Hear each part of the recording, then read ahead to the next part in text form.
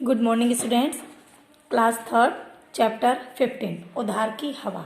मैंने कल आपको चैप्टर 15 के विषय में कुछ टॉपिक बताया था और इस चैप्टर में बताया था कि हमें पेड़ों को नहीं काटना चाहिए।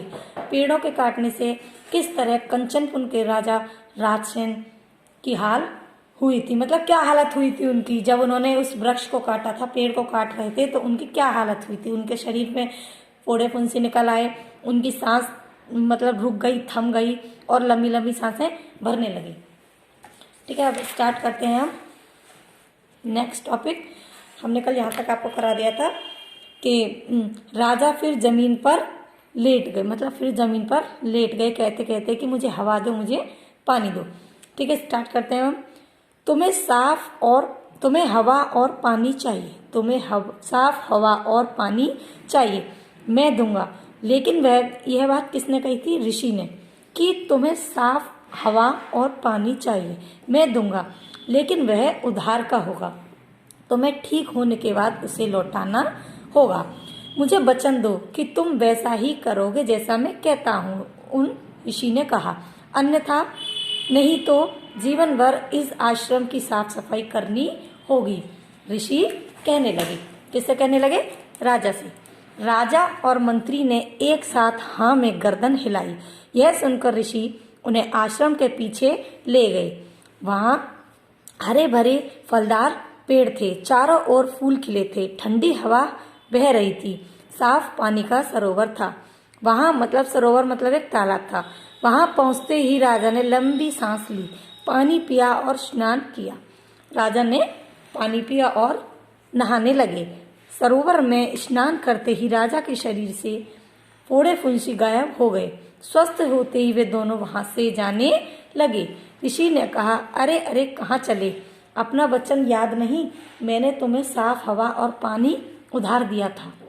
राजा ने लापरवाही से कहा, अरे 2-4 कमंडल पानी ही तो हमने लिया है, उसके बदले 2-4 बाल्टी पानी आकर राजमहल से ले लेना। उसने फिर घमंडता पूर्वक कहा, पर साफ हवा पानी जिसमें तुमने सांस ली वह भी लौटानी है।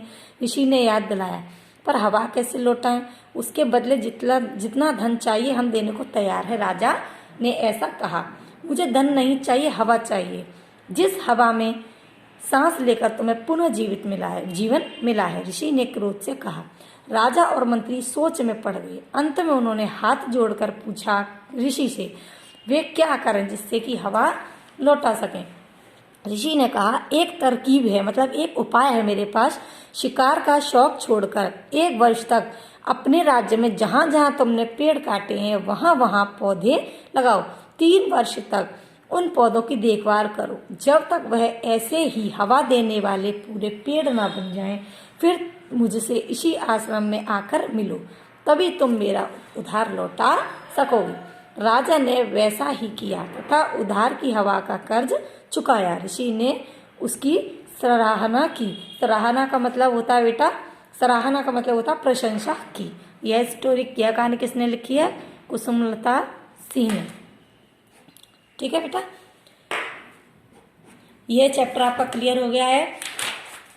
ये आपकी एक्सरसाइज है, ये आप फिल करने की कोशिश करेंगे। ये आपके राइट रॉन्ग है। ठीक है, क्वेश्चंस के आंसर्स आपके पास मैं सेंड कर दूंगी बेटा। ये आपके सही गलत के निशान है। राजा अपनी रानी के साथ शिकार खेलने गए थे? नहीं। वह किसके साथ गए थे? अपने कुछ मंत्रियों के साथ। राजा ने पौधों और झाड़ियों को काटने के लिए तलवार निकाली? हाँ। आश्रम में अनेक ऋषि थे? नहीं, वहाँ एक ही ऋषि थे। ऋषि के आश्रम के पीछे हरे भरे फलदार पेड़ नहीं थे। सरोवर में स्नान करते ही राजा के शरीर से फोड़े फुंसी गायब हो गए। सही।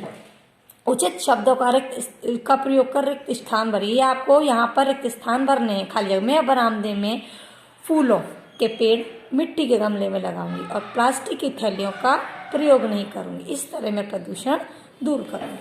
ठीक है, अब आता है भाषा की ज्ञान। 2